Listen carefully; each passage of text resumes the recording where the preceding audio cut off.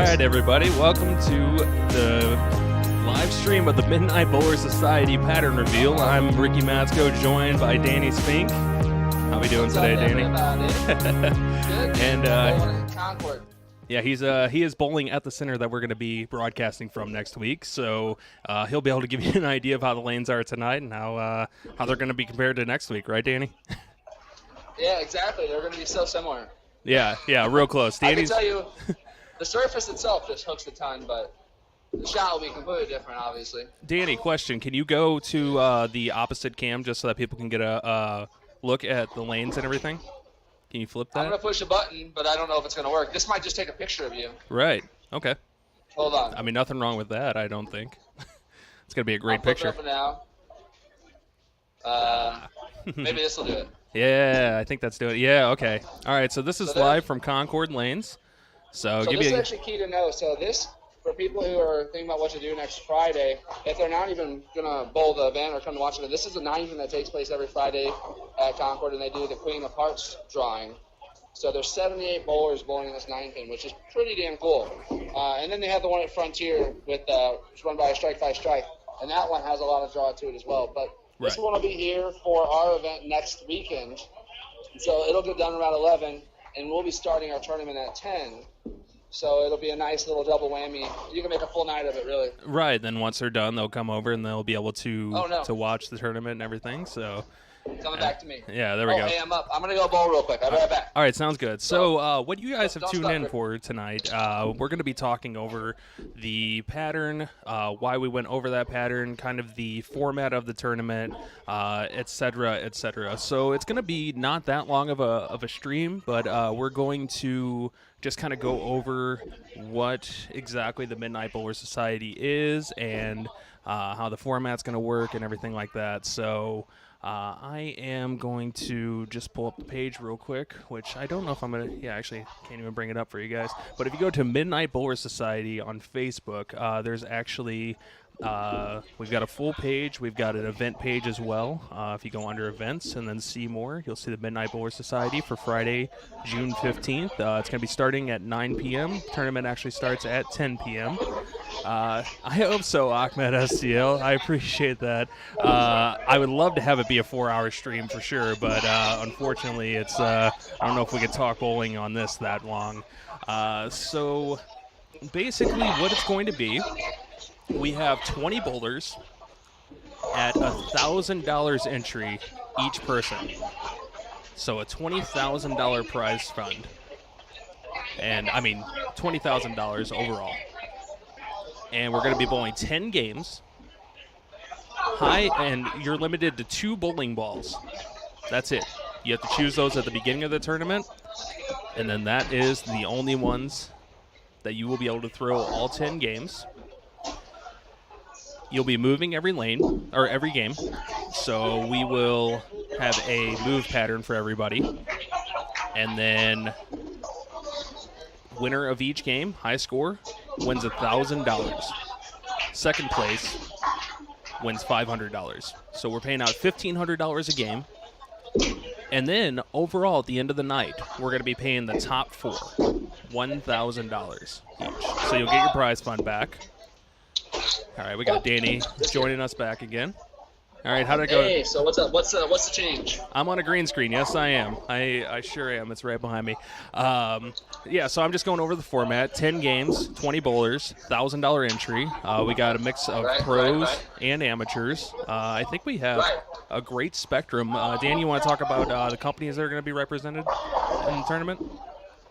Yeah, so let me go through the list. So I know we have Columbia 300, I know Kyle. Well, I guess EBI until Kyle's on EBI. The umbrella, yep. Is Cameron Doyle on EBI? I believe Cameron's on EBI as well, yep. And then, of course, Storm. Storm's got a lot of representation. I see that. Of course, I'm a Storm staffer. Father John, who'll be doing commentating, is a Storm staffer. Yep. Ray, my brother, is a Brunswick staffer. He'll be doing commentating. And then you got Shay and Tim are the Storm staffers. Yep. Brad Miller is independent. Gene Perez is a Storm staffer. I know Michael Howman is EBI. Mike Holloman is EBI. Yep. Correct. Of course, EJ Tackett's going to be motive. Yep. Is Sapolis, is he still 900? Oh, he's 900. Yeah, 900 global. Okay. Yeah, Chris is a new sign to Storm as well, right? What's up? Hold on. Okay, Yeah, no you problem. keep talking. Chris is a new sign to Storm, I do believe. Yeah, Cameron is on EBI. Dennis did confirm that. We also have, let me go through the list here real quick. We have Tim Barron, Kyle Sherman, Andrew Orff, who I think is on staff. Is independent. Oh, he is in. He's independent. Okay. Well, because he's on shop staff. Let's call it that. Gotcha. He drills whatever he wants. I see. Then we got Bruce Franks Jr. I swear to God, I don't think there's a person. I don't even think people on tour drill as many bowling balls as that kid. Right. I love him to death. New and old. Then we've got, let's see, Bruce Franks Jr., Missouri representative. That's pretty darn cool. State rep, man. He's a cool guy. And he's also a really accomplished artist with his music. Really cool guy. Right. We also have Michael Hallman, who we said is EBI. Roy Adams, is he under anything? Oh, right. Brunswick. He can throw all of it. Derek Matson, he's under EBI. Sapolis 900 Global. Shea Bittenbender, Storm.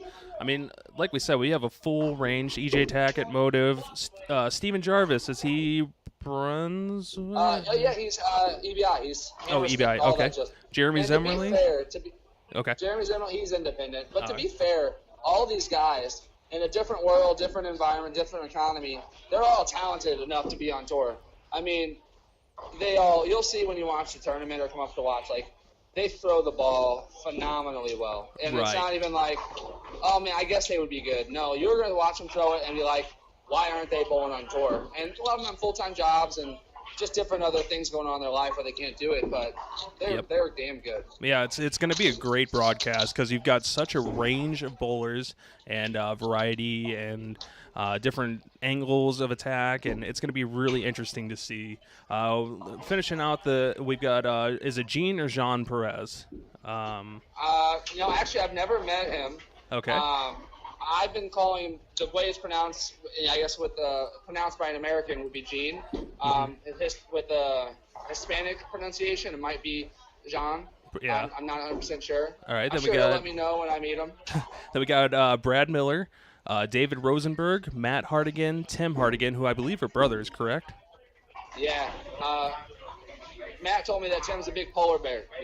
He's a big old boy. Nice. So I'm excited, man. And I think Matt, out of everybody, has probably been the most vocal about how excited he is on social media. I'm pretty excited to meet him too. Right. Yeah. We had a conversation today, and he's definitely hyped for it, and really looking forward to this tough tournament. And then finishing out, we got Cameron Doyle, and then Chris Aldridge. Now, we do have... Dude, Chris is a sleeper, man. He's a sleeper. And he was the late addition as well. And we also have... And he's a new Storm staffer. Yeah, new Storm. Yep, just got signed, 3 weeks ago, something like that. And then right after his 879 or something pretty outrageous he shot. That's stupid. He's a 300 machine. I swear. The dude... And he does it 2 in a night. A lot. So then we also have one spot available. Danny, you want to tell him a little bit about that spot? So the last spot available, we had a gentleman who was signed up to bowl. Really, really good guy. But his work schedule changed, and he's unable to fulfill his commitment to bowl. So we went ahead and opened that position up. It is still $1,000. People can, it's first come, first serve. I don't care who you are. You can be a 12-year-old kid. That's not, an adult bowler, a 12-year-old kid. If they want to move up to adults. Right. Then that's the only way they can bowl. But I really, really want to fill the spot. Not hindsight, but in foresight, assuming we don't fill it, we'll do 1 to 2 things, and it'll be voted on by the bowlers. We'll either pay $1,000 for first and go from $500 for second down to $400, or we'll eliminate the 4th spot in the overall payout, and each game will remain the same payout. So it'll be up to the bowlers. We'll ask them. They'll give us the information, what they want to do. It's always going to come up down to the bowlers. Right, and part of this is announcing the pattern. The other part of it is kind of a Q&A session. Danny and I were talking a little bit earlier, and we were trying to come up with some questions that you guys may have. I know one of them that I had was regarding like USBC sanctioning and surface changes and everything like that. Danny and I because it is not USBC sanctioned, so you can basically drill it however you want, right, Danny? Is that correct? Yeah, you can do whatever you want to a bowling ball coming into the tournament. before the tournament starts, everybody will get an hour of practice. So that practice session will start at 9. And we only have 14 lanes available to us. 1 and 2 will be out of play. Right. Then we'll have 5 pairs for competition, and then we'll have 1 pair for practice. So the bowlers will get 1 hour of practice on that 1 pair. So unfortunately, all bowlers, well, I guess fortunately and unfortunately, all bowlers will be able to bowl on that same pair. And we'll get a really good idea of transition. And while they're bowling, they can use any equipment that they want in the practice session. And then they can make surface adjustments, do whatever they want to the bowling ball. Once the tournament starts, bowlers will be assigned their lane, and they'll off to bowling. So there will actually be no practice on the competition lanes. Right. Now, as far as surface changes go during competition, during the game, individual game, from first frame to 10th frame, there are absolutely no surface changes because you can use that to attack other players, essentially. You know, if I'm shooting a 120 game and I don't have any chance of winning the overall, and definitely not that game, I could take a 180 pad and just completely try to lock out somebody. Right, and I don't want that to happen. Exactly. So what we decided to do is you can change surfaces between games because no one's going to ruin their own ball reaction going into a new game. It's just not going to – I wouldn't imagine that would be a thing. But if they do it, then it screws themselves over more than anything. Right. But surface changes will be allowed in between games, but only 2 balls during competition. How about specs of bowling balls? Do you care about weights at all, or do you care how they drill it, or can they?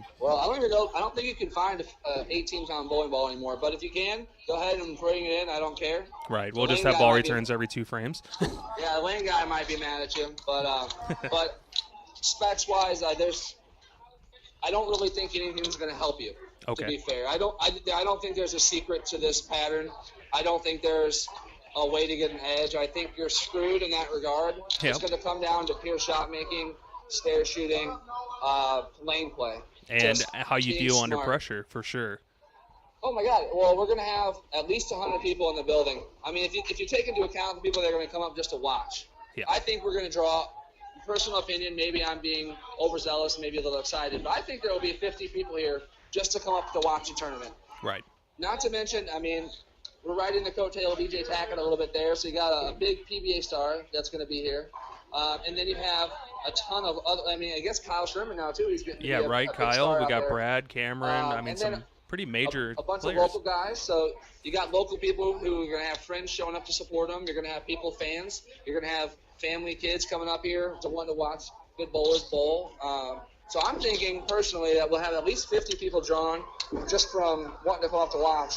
And then if we get a draw like we did tonight for the 9-pin, that's another 78 bowlers. Even if we just retain a quarter of those bowlers, we're going to have 70 to 100 people Right. bumping around the center. And that's going to be pretty cool. And the goal is to be exciting. So the crowd, I'm not going to go smack them on the wrist if they're loud during your backswing. You know, we want this to be for the spectators. The bowlers are all going to be made aware of that. Now, come down to it, they're still bowling for some money, so we got to be respectful.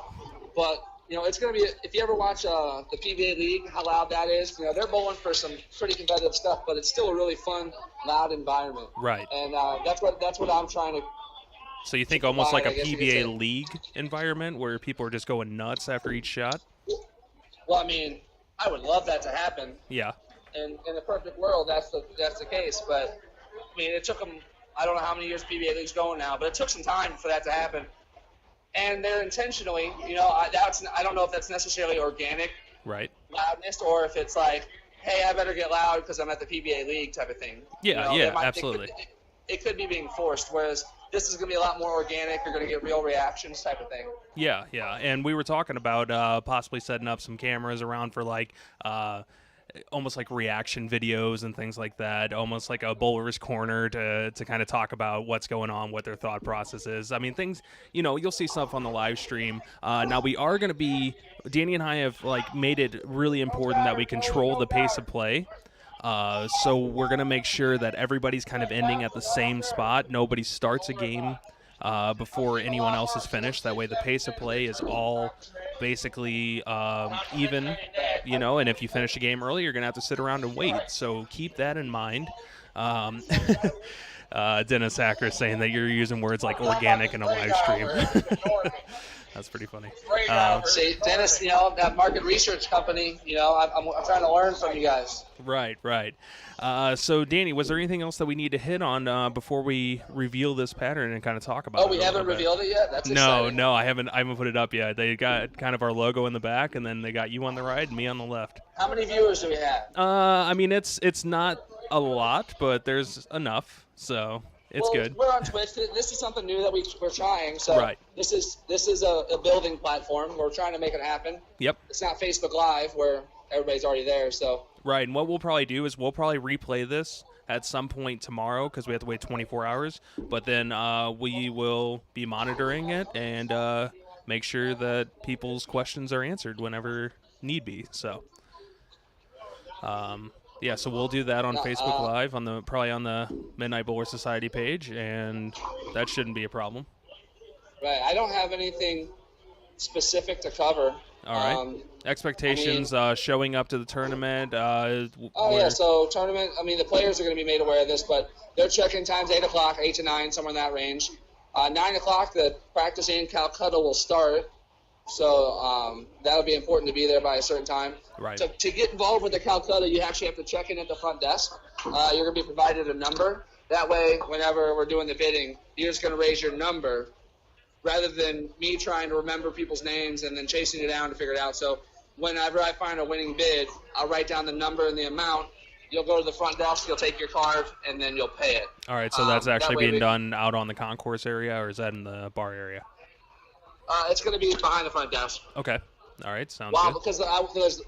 So it'll probably be right around wherever the practice pair will be. So it'll be like in the middle of the house, because I want them to be able to watch the bowlers play, because I think some people are probably locked into their decisions already. Right. But I think it's important that they be able to watch the bowlers play, because you might have someone come in and doesn't know Kyle or EJ or Tim or Shay or Chris Aldridge or Bruce Franks or any of these guys. Right. And they're like, you know what? I just want to get maybe involved. A sleeper. I'm gonna start. Let me see how good these guys are. Okay, you're good. You just went muted for a second. You're good though. Okay, good. All right, so if I'm reading this correctly, the Calcutta, they start at $100 for the bid.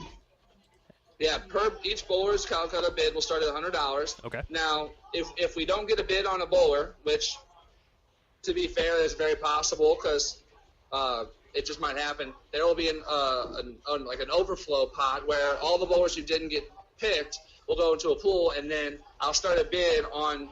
You get all of them, if that makes any sense. So if there's 5 bowlers who didn't get picked at all, I'll rebid starting at $100, and you get all 5 bowlers. And if one of them wins, then you'll take the pot. Right. And what kind of increments is it going? It starts at 100, and then how does it go from there? And we'll go at $20. $20 increments, okay. And then it'll go until somebody wins.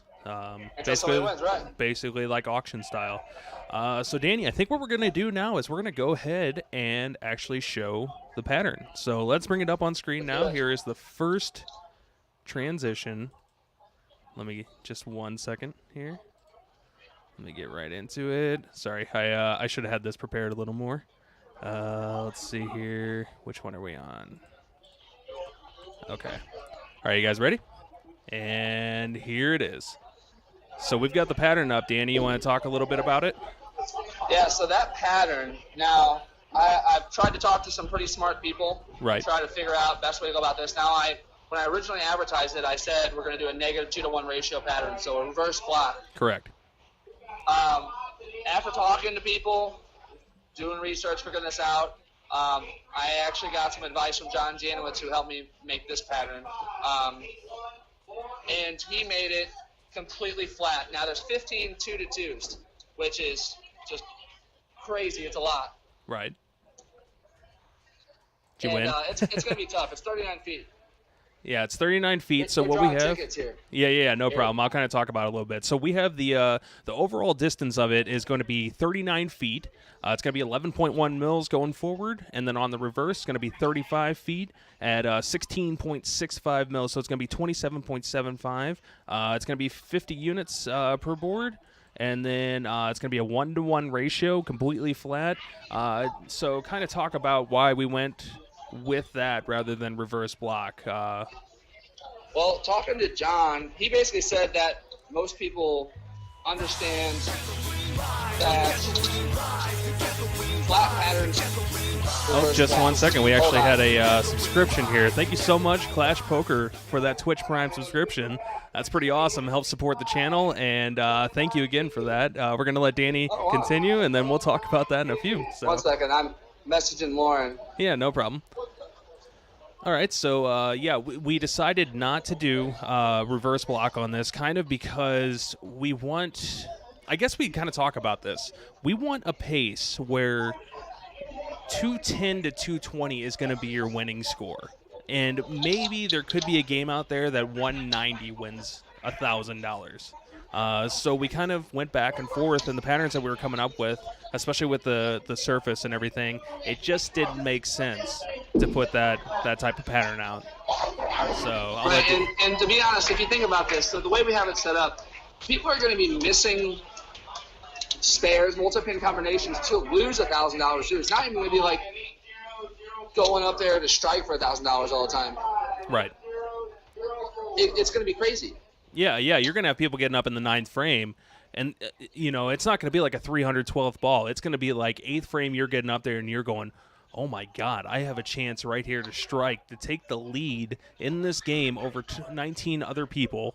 It's going to be real close quarters. We're going to have 5 pairs going 4 on a pair. So it's going to be fairly fast-paced, and you're going to be able to see the progression as it goes throughout the day. So that's going to be a lot of fun to see how bowlers react to that, because a lot of people don't get up there in the 8th frame and go, oh my God, I'm competing for this $1,000 right here. Yeah, so. I mean, it's definitely going to... Oh, we just lost Danny.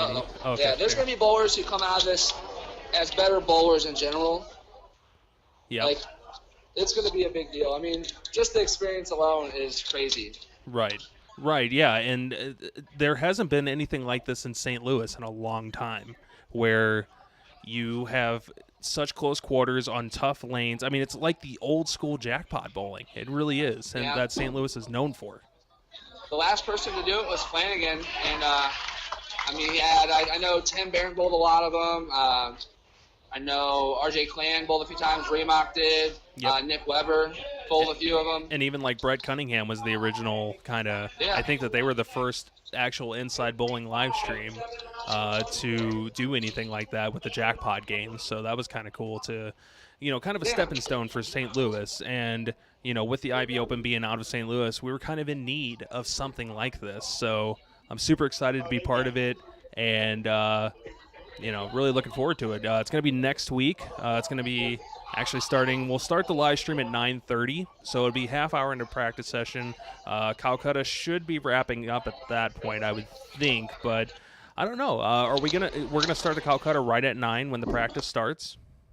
Right, yeah, I want to get the Calcutta out of the way. Right. That way I can focus on the bowlers and getting them taken care of as much as I can. Not that the Calcutta is not important, but I figure move as quickly as we possibly can. Yep. People just want to get their bids in, Right. Yeah, that sounds good. And, I mean, we're just kind of going as it is, and I'm sure that everything's going to be going really, really smooth throughout the night. So, I mean, it's not anything crazy and unheard of before. It's just $1,000 entry is something that we haven't seen in a long time, so it's pretty exciting, and to have the opportunity. So as far as spectators go, Danny, I know that you're going to have a suggested $5 donation at the door. You want to talk about a little more about that? Oh, yeah, about that.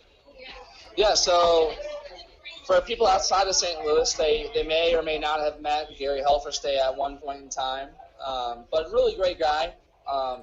Outside of that, also just a really great bowler. He grew up in the St. Louis bowling industry. I know from a young kid bowling the gateways and archways. So, hey, I just made $100 there. Nice. So bowling the gateways and archways and all those things, he made a lot of friends in the St. Louis area, influenced a lot of people, and he was an important guy in the St. Louis area when it came to bowling for a long time. And then when he passed away, suddenly his late wife, Jen Helferstay, formerly Jen Rodilla, put together a scholarship foundation to commemorate him.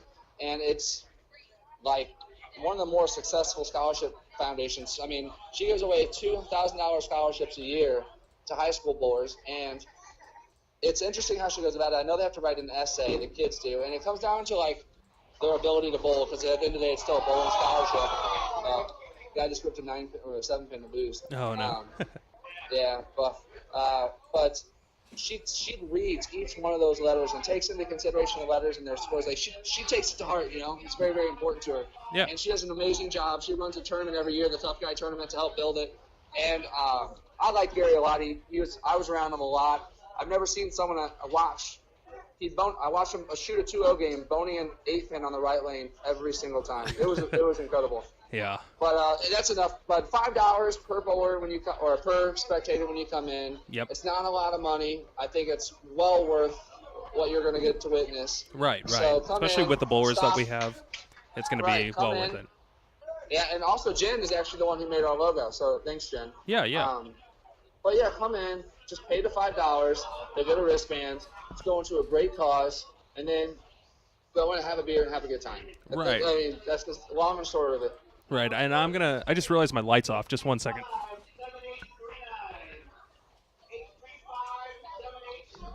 All right, sorry about that. I need to, because I'm going to show off the shirt that I'm wearing right now, so I wanted to make sure that that's plenty lit up. So here it is, the Midnight Bowler Society shirts. Yeah, it is. There it is. The moon, baby. So we are going to be selling these at the tournament as well. We have all sizes available. And is it $20 at the tournament? $20 a shirt, yep. Okay, and then we still doing the discount future tournament? So in the future when I run events, anything that has to do with Midnight Bowler Society, it'll get you $5 off your entry. So I don't know when those events will happen. They'll be spread out over the course of the next few years, of course, and they're not always going to be $1,000 entry, so don't worry about that. But right. You'll be getting a good discount off your entry. It'll pay for the shirt. Right, and that gets you $5 off a tournament. So over the course of, if you enter 4 tournaments, there it is, right there. You get it back, and each bowler that bowls in this tournament as well gets a free shirt. So they've already gotten them, or they'll get them the night of. But yeah, we have all sizes available. And again, as far as the pattern goes, because that's what we're here for, we have a 39-foot flat pattern. We're going to put this up on the Midnight Bowler Society page, so make sure to give that a like. And then it's going to be 39 feet, 27 mils, 1-to-1 ratio, 10 games, 20 bowlers, $1,000. Dan, you got anything else to add? No, man, I'm ready to rock. Right. I'm sure ready to rock too. And once again, I mean, we're gonna have this up as a replayable clip, so I'll post that to Midnight Bowler Society, and then we'll go Facebook Live on this tomorrow and kind of do a Q&A session. So right. Yeah, it's good to go. Danny, thank you so much for joining us today.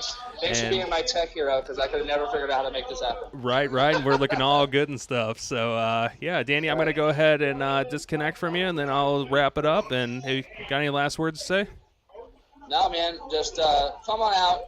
You quite literally may never see, well, not may never see, but you won't see it happen anytime soon, something like this. And what money brings out of you, what this competitive stuff brings out of bowlers, you're going to see a different side of people, and you'll probably see the same side of a few bowlers, but you'll see a different personality come out of them, and it's going to be fun to watch. Right. Yeah, it's going to be a good time, and we're going to be live streaming every minute of it. It's going to be going real late. You're going to see some people falling asleep at a tournament like you've never seen before, because we're going late, baby. So it's going to be awesome. So, Danny, thanks for joining us again, and I'm going to go ahead and wrap it up.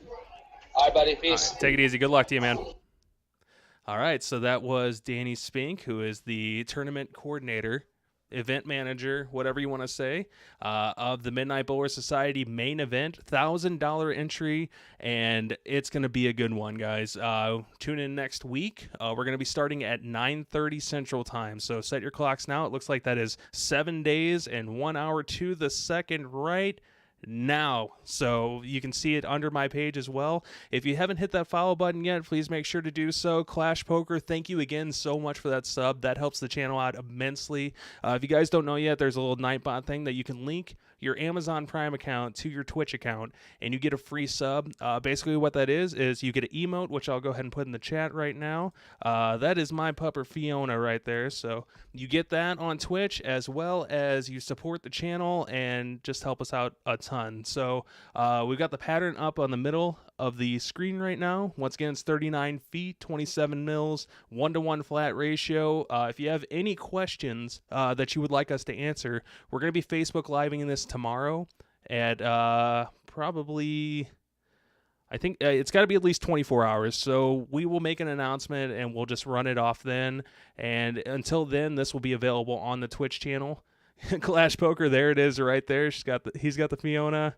And yeah, so if you have any questions, we'll be happy to answer them. The replay's up as well. So if anybody doesn't have any more questions, we're going to go ahead and sign off of this. Thank you again for joining us today. If you guys don't know about Twitch, this is basically a website where people stream games. They stream bowling tournaments. I've streamed combat robotics, just all kinds of stuff. So if you're not familiar with Twitch, make sure to browse around a little bit, see if you can find somebody. What we do as well is we host off to people, and they are playing games or talking or whatnot. So we usually host off to our friend. Let me go ahead and get a link here real quick. And yeah, basically that is it. Thank you again for joining us tonight. We are so excited for this tournament. 20 incredible bowlers are going to be there, bowling over 10 games. I mean, it's going to be a pretty quick night, I think, because it's only 4 bowlers a pair, 5 pairs. Everybody's going to be on the same pace. They get 2 bowling balls to choose from at the beginning of the night. They do not get to sub those out. They can make changes to their equipment each game. So whatever it is at the beginning of the game, you cannot change it at that point. As far as specs go in drilling, it's not USBC sanctioned, so drill whatever you think is going to give you an advantage on this. But as far as I could tell, it's not going to give anybody an advantage no matter what they do. You just got to get out there. You got to make good shots. You got to be under the pressure, and you got to win yourself a couple $1,000s. So once again, guys, thank you so much for joining us today. We're going to host off to our friend Ronnie, and he's looks like he's playing some Final Fantasy. So we're going to go ahead and host off to him. Thanks for joining us, guys. This is Ricky Warwick STL. Have a good day, everybody.